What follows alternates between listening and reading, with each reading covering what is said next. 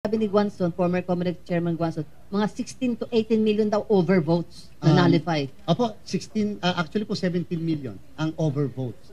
Pero, Nullified yun. ito po yun, votes po yun, hindi po tao. 17 million na votes po yan. Nakita po yan sa ating pong consolidation system. Oo. Sa statistics po, 17 million, may 12 senador doon sa 17 million na hindi nakinabang ng boto. So dapat po yan, 17 million divided by 12. Oo. Kasi po yung 12 na yon hindi nakakuha ng boto. Paano mo pipiliin yung 12 senators? Ay wala na po kasi po yun ay random, ano na po 12 talaga yan. So 17 divided by 12, that's 1.3 million. Oh, okay. 1.3 million na mga kababayan po natin ay nag-overvote. Oo. Masyado bang malaki yun? That's 2% of 57 million. So yan po ay hindi naman ganun kalaki. Ang 57 million yung turnout. Yan po yung turnout natin na 82.2%. Oo. So sa 82.2%, meron po tayong 1.3 million na hindi po, na nag-overvote po sila.